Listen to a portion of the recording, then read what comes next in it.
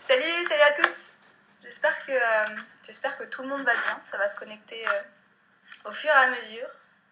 5e interview en live sur l'Insta du collectif des sportives. Ça commence à faire, mine de rien.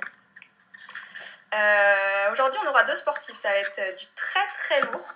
Encore une belle soirée qui s'annonce. J'espère que vous serez nombreux à nous suivre, parce que je pense que vous n'allez pas être déçus. Petit mot rapidement sur mon parcours et sur le collectif, mais je vais être brève et efficace, parce qu'on a vraiment plein de choses à se raconter, je pense, avec les filles ce soir.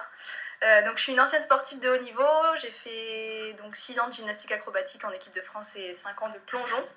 J'ai fait quelques années à l'INSEP aussi, d'entraînement. J'ai fait ma formation là-bas pour ma reconversion en journalisme. Et je suis aujourd'hui animatrice pour la chaîne Sport en France. Je rappelle que le collectif des sportifs donc accompagne la sportive dans son projet global, dans son triple projet. Ils font vraiment plein de choses pour nous et franchement merci à eux parce que c'est top. Je considère que dans ma carrière j'ai eu un peu de vie, j'avoue. Donc la première avec la gymnastique acrobatique et la deuxième avec le plongeon. Comme si le plongeon, vous savez, ça m'avait donné un deuxième souffle. Enfin du moins jusqu'à ce que j'arrête. Et je pense que les sportifs qui vont nous rejoindre là tout de suite vont me comprendre, vont connaître ce ressenti, enfin j'espère. Bref, la première sportive à nous rejoindre, c'est une kayakiste de l'extrême. J'ai vu qu'elle était connectée. Une vraie machine de guerre. Nouria Newman, vice-championne du monde de slalom en 2013 et triple championne du monde de kayak extrême. Je l'appelle, c'est parti.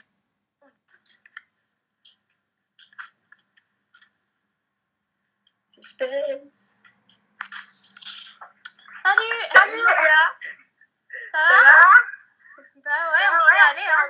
Ouais, t'es où là? Je suis chez mon père en Savoie, du coup on est quand même plutôt pas mal. Je suis désolée pour le flou, c'est du scotch sur mon écran d'iPhone. Énorme, il est tombé par terre et puis je pense que ça va rester scotché quelques mois de plus en fait, jusqu'à ce que... T'as essayé de l'enregistrer? Je l'ai scotché, donc ça marche mais c'est un peu flou quoi. C'est pas grave. Ça va, tu pètes pas trop les plombs chez toi. J'ai vu que tu avais trouvé un peu comment installer ton kayak dans les airs et tout, quoi. Ouais, on commence à trouver le temps un peu long. Ouais, du coup, on a passé une après-midi à faire un peu des conneries partout dans la maison. C'était plus pour s'amuser, nous, pour passer le temps un peu. Et puis, c'était un peu de l'autodérision avec ce qu'on fait en tant qu'athlète quand on peut rien faire et qu'on essaye de faire à tout prix. Le rendu est pourri, du coup, tant qu'à faire quelque chose d'un peu nul, on s'est moqué de nous-mêmes. Puis, à défaut de faire du beau contenu, on s'est bien marré. Avec la petite chanson de Camille Lelouch derrière, Corona. Ouais, de Camille Lelouch, Corona. Franchement, tu m'as fait bien rire en tout cas. Bon, ça va. Si j'ai pu faire rire quelques personnes, c'est déjà ça de prix. Tu m'étonnes. Bon, heureusement que le kayak, finalement, quand tu étais petite, ça représentait un petit peu un Playmobil, parce que sinon, en fait, tu t'y serais jamais mise, quoi. Ouais, c'est ça. Moi, c'est vrai que on va pas choisir kayak, tu vois, comme ça. Tu vois, tant qu'à faire de la gymnastique, t'as tes copines qui font de la gym, t'as plus de chances de t'y mettre, alors que c'est vrai que kayak, c'est déjà un peu moins courant. Et du coup, plus, je dirais un peu moins accessible. Après, c'est pareil, une fois que t'es en club, c'est un peu similaire, je pense, mais au début, en tout cas, l'entrée est un peu moins accessible. J'ai posé mon téléphone, je vais avoir trop mal au bras. J'oublie à chaque fois, pourtant j'en ai fait beaucoup de ces machins live là depuis le début. Ouais, j'ai vu aussi parce que hier ou avant-hier, j'ai eu la famille de la Su, je sais pas si. Ouais, carrément, ils ont commencé le kayak dans le même club que moi à la Plagne. On a bougé à Pau un peu tous ensemble à quelques années d'intervalle. Énorme. Et du coup, c'est énorme parce que Dorian, la première fois que j'ai fait du kayak avec elle avait 5 ans. Ouais. Et là, tu vois, de suivre un peu sa progression, d'avoir gagné les Jeux Olympiques de la jeunesse, Marjorie qui a des médailles, Anatole aussi. Et Nat qui fait championne de France, qui navigue super bien. C'est juste génial de voir toute une petite famille que tu connais depuis qu'ils sont tout petits, quoi. Et en fait, déjà, tu les vois grandir, puis ça devient des belles personnes, tu vois, c'est vraiment des jeunes sympas. Et en plus, bah, il performe en tant qu'athlète de haut niveau, donc c'est cool de suivre ça de près, ouais. Les deux là-dessus. Ouais, franchement, c'était énorme. C'était super sympa de les avoir tous ensemble en Skype. Mais du coup, donc toi, t'as pris le chemin un petit peu classique de la sportive de haut niveau. T'as enchaîné les coupes, les bananes Crédit Agricole, tout ça. Ouais. Au début, tu prends vraiment la... Toi aussi, tu l'as eu, la banane Crédit Agricole? Ah, faut tu l'as kiffé, la banane Crédit Agricole. Il n'y avait pas ça en gym. Vous aviez des lots mieux. Ouais, on avait des trucs un peu mieux, nous. Ah, c'est pas juste. Ouais, non, moi, franchement, les bananes Crédit Agricole et les paniers gourmands, bah, c'est ce qui m'a fait perdre la compète. En tout cas, bref, pour dire que la sportive de haut niveau, ça te réussit plutôt bien parce qu'au final, t'es vice-championne du monde quand même de slalom. Raconte-nous un peu cette période-là. Ouais, bah moi, en fait, j'ai vraiment suivi les étapes classiques de l'athlète française, c'est-à-dire tu commences un sport en club et puis ça marche bien et puis ton club qui est investi du coup te permet aussi d'aller sur les courses de deuxième division puis première division, un peu essayer d'aller marquer des points. Moi j'avais un super entraîneur de club, du coup mes années de junior j'ai fait le choix de pas partir en pôle espoir. Ouais. Mais sinon, le parcours classique, c'est Pôle Espoir. Et après, quand je suis partie faire mes études à l'université, du coup, là, j'ai rejoint un Pôle France à Toulouse. Et puis à Pau, et j'ai vraiment un peu évolué en équipe de France dans le système fédéral très classique, très traditionnel, avec pas mal de hauts et de bas.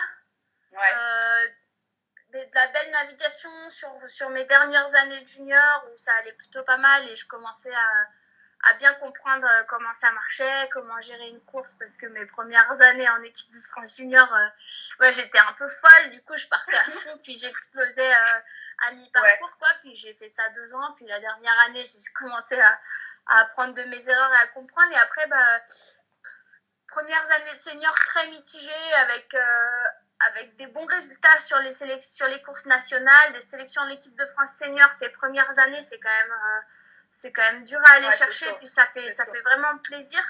Mais derrière, je bloquais complètement sur le circuit international. J'essayais de trop en faire, en fait. Je me disais, mais devant, elles sont tellement fortes. Moi, si je veux juste accrocher une demi-finale, il faut tout que je donne. Alors que peut-être que, tu vois, si j'avais réussi à écouter mes entraîneurs et à être plus posée, j'aurais pu m'épargner un peu pas mal de gros cartons. Et puis finalement, 2012, une non-sélection en équipe de France senior. Donc quand c'est ta 3e année en senior, que tu as réussi à te sélectionner les 2 premières années, tu sais, ça fait un peu mal, tu vois, je l'ai vraiment vécu comme une contre-performance, avec quand même le filet de sécurité où j'avais quelques coupes du monde, plus tout le circuit moins de 23 ans en fait. Je pense que c'était bien parce que moi j'essayais vraiment de tout faire mes premières années, puis là d'avoir une saison un peu allégée, physiquement j'étais plus à même de la tenir, et j'ai réussi à bien performer au mondiaux moins de 23, je fais un podium, et derrière sur les 2 coupes du monde d'après je fais 2 finales. Alors que avant cette année-là, je galérais vraiment pour passer en demi-finale. Et là, 2 top 10 où tu commences à prendre bien de la confiance, à te dire, en fait, je suis capable d'aller chercher les meilleurs. Et du coup, la saison d'après, c'était quand même plus facile à gérer, même si c'était pas encore ça. Mais je fais une 4e place sur ma première Coupe du Monde de la saison. Un peu difficile en suivant. Et après... une belle perf aux mondiaux aux Europes moins de 23 ans qui était en France à la maison, à Bourg-Saint-Maurice, et après derrière vice-championne du monde en senior à Prague. Là c'est un peu la perf que t'espères au fond de toi, mais tu t'y crois pas trop, tu sais pas si t'es capable d'aller la chercher, puis en fait d'un coup tu te retrouves là et tu fais en fait cool. Et puis c'était un peu dur en fait, parce que moi je pensais que ça m'apporterait énormément de bonheur. Tu vois, mon but, en fait, c'était vraiment de tout mettre en œuvre, de m'entraîner pour faire une médaille en championnat du monde. Et puis je l'ai fait.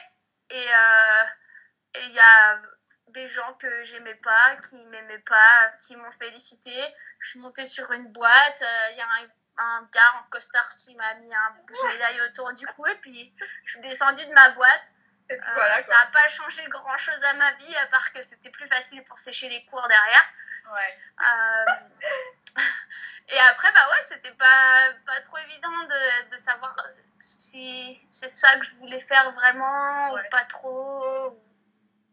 Voilà. Est-ce que déjà, pendant cette période-là, tu n'avais pas une petite voix dans ta tête qui te disait « Ah, Nouria, les bassins artificiels, les heures de stage où tu pars aux quatre coins du monde et tu vois rien, merde, retrouve ta liberté, quoi. » Moi, c'était compliqué parce que je la prenais un peu toute seule, ma liberté, même quand c'était un peu contre le système, c'est-à-dire que je faisais mes trucs, je m'entraînais dur en slalom, vraiment j'étais un peu psychorigide, mais à côté de ça j'aimais pas trop la muscu, donc je faisais plus de séances sur l'eau, moins de muscu, un peu comme ça m'arrangeait, mais des fois c'est pas bien accepté de faire ce qui t'arrange et ce que t'aimes le plus. Et en parallèle de ça, je continuais à faire du kayak loisir, parce que moi, contrairement à des jeunes qui ont commencé le kayak, je sais pas, tu vois, en Lorraine ou en Bretagne, j'ai commencé en Savoie avec une culture forte du kayak de rivière, du kayak loisir. Et du coup, j'ai toujours continué de faire ça, c'est-à-dire que pendant la saison, s'il y avait un mois de pause et que je pouvais aller juste descendre des rivières ou aller faire des petits voyages sympas, je partais, quoi. Ouais. Et donc, j'ai toujours fait un peu ça en continuant à faire du kayak de rivière, un peu de freestyle en parallèle du slalom. Ce qui n'était pas toujours très bien perçu, tu vois, t'es un peu la rebelle, t'as l'étiquette, genre l'autre elle est freestyle, elle va encore se retourner. Et puis vu que j'étais un peu ado attardée, provoque, tu vois, ça me faisait trop plaisir de faire des gros kickflips la dernière séance d'entraînement avant le championnat du monde ou la Coupe du monde de slalom. Et puis de voir le pauvre directeur des équipes de France se tirer les cheveux et revenir vers moi, mais pourquoi tu fais une descente sans pagaie? Et le truc qui fait chier tout le monde, et puis j'ai cassé ma pagaie, alors je refais une descente comme ça. Des trucs pas très cool, quoi, mais moi ça m'amusait bien, donc je le faisais. Et t'arrivais à trouver du temps pour tout faire en même temps? Pour faire ton kayak avec ta structure fédérale, ton kayak loisir, plus tes cours, plus... Alors, moi, il y a un truc super forte, c'est tout faire mal. Genre, encore maintenant, tu vois, vu que je suis plus en système fédéral, je suis athlète un peu hors structure. Ouais. Mais hors structure, ça veut dire que c'est sûr, tu choisis tes objectifs, tu choisis tes courses, tu choisis tes projets vidéo ou tes expés. Ouais. Mais par contre, derrière, ça veut dire que tu pitches tes projets, il faut faire un peu de photos, il faut faire un peu de montage vidéo, il faut écrire un peu, il faut faire un peu les réseaux sociaux, tu vois, marketing digital, tous ces trucs-là. Tu as une structure, tu as une entreprise pour pouvoir faire en sorte que la machine tourne. Donc, il faut que tu fasses ta compta, ton URSSAF, le RSI, tout ça. Donc, moi, je fais tout super mal. Voilà. Mais j'espère que j'arrive à peu près à faire le kayak quand même bien. Ça, c'est ton secret. En fait, l'objectif, c'est, le kayak, je le fais bien, et le reste, si c'est un peu bâclé, mais que ça passe, tant mieux, quoi. Pareil, les cours, tu vois, les cours à Sciences Po, moi, si j'avais 11, j'étais super contente. Ouais. Alors que, tous les élèves studieux de ta promo, quand ils ont 10 et demi, c'était chaud. Ouais. Oh là là, ce partiel-là, tu sais, il est pas terrible. Et moi, j'étais, 10, 25. Genre, super contente, ça voulait dire que ça faisait au moins une matière où j'étais pas en rattrapage. Mais au final, c'est un univers que tu dois kiffer parce que tu as fait des études un petit peu pour ça aussi, tu vois, de journalisme, vidéo, t'aimes bien écrire, donc au final, c'est une vie qui te correspond bien. Ouais, au final, j'arrive à me servir un peu de mon diplôme sans avoir de vrai métier. Comme dirait l'officier de l'immigration américaine, mais vous habitez où et vous n'avez pas de vrai métier. Alors, on va lui expliquer que, mais si, mais en fait, j'ai pas de fiche de salaire, mais je vous jure, je fais du kayak, c'est mon métier. Puis le gars, il te regarde, il se dit, Comment ça, c'est pas ton métier, enfin, toute personne fait ça comme métier. Et là, tu sors, allez, ciao, pas de championnat du monde, toi, tu dégages. Et voilà. Ça, c'est toute notre vie, ça. Mais non, mais du sport, mais c'est pas un métier, le sport. Ça sert trop à rien. Ça sert à rien, faire du sport. C'est pas grave, j'ai accepté que je serve à rien. Du coup, à partir du moment où tu acceptes que potentiellement tu sers à rien, bah du coup, bah, c'est plus très grave, tu vois, de la manière dont tu es perçu dans la société. Bah, tu sers pas à grand chose.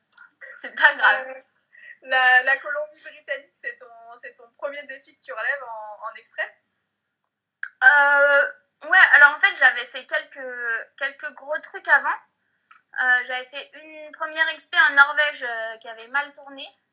Toute seule? On était deux. J'étais avec Marianne Setter en 2010, juste avant le championnat du monde de slalom, encore une fois. Parfait. Mais j'étais arrivée affûtée. J'avais perdu 4 kilos en 3 jours. J'étais bien. Et après, j'ai fait une grosse compétition au Chili en 2012 qui s'appelait le Whitewater Grand Prix.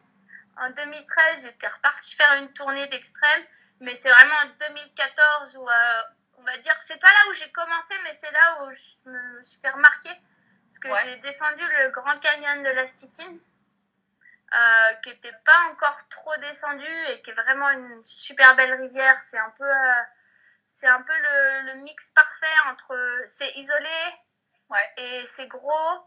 Et en même temps, bah, c'est que 3 jours, c'est pas hyper compliqué au niveau logistique. Mais du coup, c'est un peu l'expédition dure, mais accessible, et avec des exigences sportives qui sont un des trucs les plus durs que tu peux faire en kayak d'expédition, quoi. Et donc, j'étais partie... moi, à la base, j'étais en stage aux États-Unis avant le championnat du monde, donc tout le mois de juillet aux États-Unis, sur un bassin artificiel au sommet d'une montagne. Et tu sais, le truc qui n'a pas de bon sens parce que ils ont fabriqué une fausse rivière, mais au lieu de le faire au fond de la vallée, tu vois, des vélos, quoi. Non, ils l'ont amené au sommet d'une montagne. Et c'est un circuit fermé avec des pompes, donc ça consomme une énergie un peu folle. Et en fait, l'hiver, cette réserve d'eau, elle sert à faire tourner les canons à neige pour faire de la neige artificielle. Et là, tu te dis, mais dans quel monde on vit? Et puis, on tournait en rond sur ce stade de Vive pendant 3 semaines. Et là, je me suis dit, mais là, juste, j'en peux plus, quoi. J'en peux plus. Et du coup, un matin, on avait le premier créneau. C'était vraiment une journée horrible. Déjà, moi, je naviguais super mal tout le stage. Le matin, on part de l'hébergement un peu en retard. C'était probablement de ma faute. Enfin, tu vois, genre, t'as le premier créneau et 6h du mat, tu sais plus trop si t'as oublié ton casque, il faut retourner. Du coup, le coach, il roulait un peu vite, mais c'était de notre faute parce que on avait un peu traîné au petit-déj ou quoi. Et là, on a écrasé une biche. Donc, ta journée, elle commence bien. Il est 6h du matin, tu viens de tuer une biche, t'arrives au bassin artificiel, et là, d'un coup, il y a l'eau, mais en fait, t'avais pas le droit d'y aller quand il y avait l'eau. Ils avaient mis un panneau, genre, c'est comme sur les supermarchés, genre, river closed. Et t'étais là, d'où tu fermes une rivière, tu vois, c'est juste pas logique. Puis après, j'avais fait une séance horrible, genre, je m'étais boitée toutes les 2 descentes, et là, j'en pouvais plus, puis j'ai pris un billet d'avion pour la Colombie-Britannique, un peu sans plan, sans... Et t'es allée te ressourcer là-bas? Et je suis allée là-bas quasiment 1 mois avant le championnat du monde. Et c'était vraiment top. J'étais pas trop en forme techniquement, tu vois, sur le bateau quand je suis arrivée.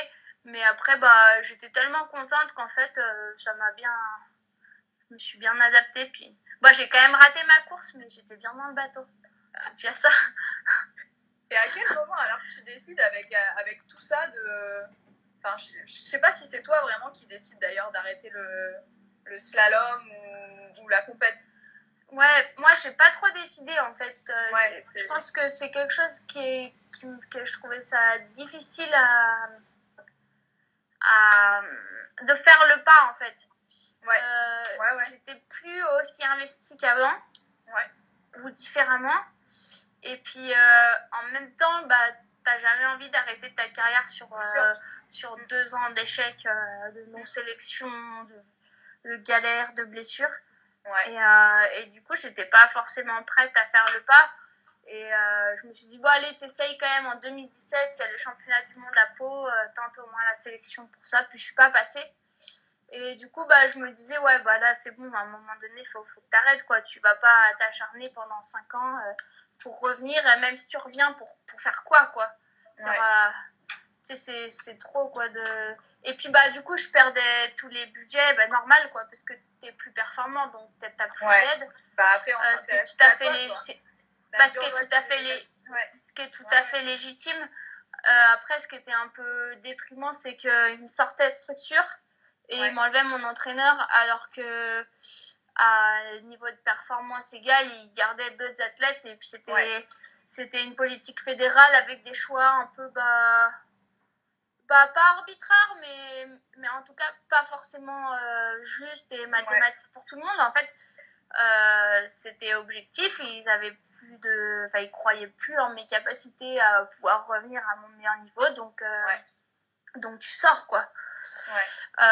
Et puis ils ont tendance à pas trop croire en filles, parce que Estelle Mangin, pareil, qui avait quand même déjà fait plein de finales en Coupe du Monde, ils l'ont sortie, et c'est pas comme s'il y avait des jeunes très très performantes derrière, tu vois. Donc c'est vrai que c'était un choix un peu complètement légitime, et en même temps discutable aussi en fonction de là où tu te situes. Puis moi j'ai une réunion avec la DEF, la nouvelle DEF, et je lui dis, mais alors je sors ou pas? Et puis à chaque fois ils essayaient de m'enfumer pour pas me dire que j'étais virée, mais en fait ils osaient juste pas me dire, là on va te sortir, parce qu'ils avaient peur que, je pense, que je leur demande des raisons concrètes, ou peut-être que tu sais, c'est dur d'annoncer à quelqu'un, tiens, je te licencie, ou je te jette, ou je te largue si t'es en relation. Donc ils ont pas eu franchement le courage de faire ça, et ils ont été super lâches. Donc j'ai reçu après je sais pas, après plus de 10 ans en équipe de France et en système fédé, j'ai reçu une petite lettre par la poste. La vache. bien sportivement, et puis là, t'as juste la haine, quoi. Et tu te dis, mais je sais pas, c'est des gens mais qui t'as passé quand même, t'as fait des courses avec, qui t'ont entraîné, où ils étaient là. Et puis tu te dis que quand même c'est un peu triste, quoi, d'être lâche à ce point, mais puis tu l'acceptes, et puis c'est peut-être plus facile qu'il l'ait fait comme ça, tu vois. C'est comme une bonne rupture, une bonne rupture amoureuse, tu vois. Des fois, plus ça se passe mal, plus c'est facile. C'est clair. Tu te dis, ciao, bye, salut, c'était plus dans ma vie.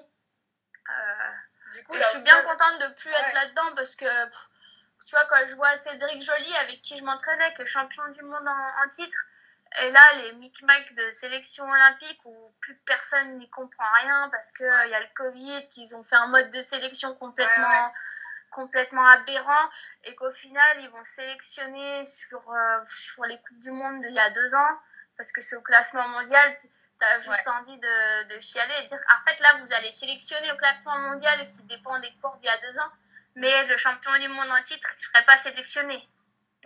Et donc là, tant mieux, tu vois, vu que les JO sont reportés d'1 an, peut-être que ça leur laissera l'opportunité de réfléchir un peu mieux à leur mode de sélection, et que ce sera quelque chose de juste, parce que même si j'en fais plus, tu vois, les petits de la SU, ou Cédric Joly ou Lucie Baudieu, tu vois, j'ai envie de les suivre, de voir ce qu'ils font, et puis je leur souhaite tout le meilleur, tu vois. Moi, je vais être derrière ma télé là, au JO. C'est sûr que je vais regarder le kayak, et puis que je vais être pour tous mes chouchous, quoi. C'est clair. Donc à partir de ce moment-là où tu reçois cette lettre, tu te dis à fond sur l'extrême. Ouais, moi j'avais déjà un peu fait ce choix-là, parce que chaque année où je me prenais une grosse claque aux sélections, du coup derrière, une semaine après, j'avais un billet d'avion pour les États-Unis, et je partais, quoi. Parce que tu vas peut-être pas rester à t'entraîner en France dès le mois d'avril pour avril de l'année prochaine, tu vois, sinon t'exploses. Et puis du coup je faisais les tournées aux États-Unis, et déjà pas mal d'extrêmes en 2015, 2016 et puis du coup 2017.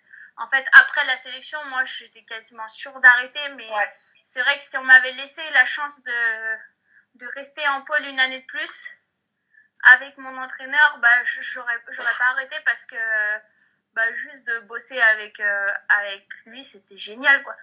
Techniquement, là en kayak, j'étais toute seule. Ouais, c'est ce que j'allais te demander. C'est vraiment trop bien d'avoir un coach au bord qui te dit, attends là, le placement de ton bateau, fais ci, fais ça. Quand t'es tout seul, c'est un peu plus dur. Après, on s'aide pas mal, tu vois, on se suit, tu peux demander aux gars comment ils font, mais encore faut-il être au même moment sur les mêmes endroits, quoi. Ouais. Bah, ce qui est bien, c'est que là, au moins, tu vois, sur une rivière, en extrême, mec ou meuf, je pense que si tu loupes ta ligne, tu finis pareil, quoi. Ah bah là, ouais, ça c'est pas mal parce que c'est presque... Bah, c'est un peu sexiste, hein, toujours, tu vois, parce que bah, c'est un peu, je dirais, l'héritage culturel de ces sports d'extérieur et d'aventure où il faut tout le temps être fort et solide, tu vois. Donc, des fois, tu sais, quand t'arrives, de moins en moins, mais tu vois, quand j'arrivais, salut les gars, je peux descendre avec vous? Tu sais, tout le monde te regarde de travers et se dit, putain, elle, sûre, elle n'est pas capable de tirer la corde. C'est clair. Puis, bah, tu peux pas leur en vouloir non plus parce que c'est vrai que ça peut paraître assez surprenant, tu vois. Et puis au final, tu te fais un peu ta place et c'est vrai que moi, j'ai plus de problème. Quand j'arrive quelque part, j'ai plus de problème. Les gens, ils savent à peu près, quoi. Ça m'arrive assez rarement d'avoir à me défendre là-dessus, mais je sais que des petites jeunes qui arrivent sur les circuits, qui cherchent forcément leur groupe ou des trucs comme ça, et ben c'est encore un peu... faut faire tes preuves. Plus que si t'es grand et costaud, c'est clair. Les gens ils vont moins douter de toi ou les comportements ils vont changer un peu, c'est-à-dire que tu vas avoir un peu le comportement paternaliste où il y a un des gars qui va se sentir obligé de faire du babysitting. Mais moi, j'ai mes groupes, ils sont les gens avec qui, enfin les gars avec qui je navigue, parce que bah, forcément, je navigue avec quelques filles, mais il y a plus de gars. Bien sûr. Surtout dans les projets qui me plaisent maintenant. Il n'y a pas beaucoup de filles qui sont hyper motivées pour aller se mettre dans le dur comme ça. Ouais, j'imagine.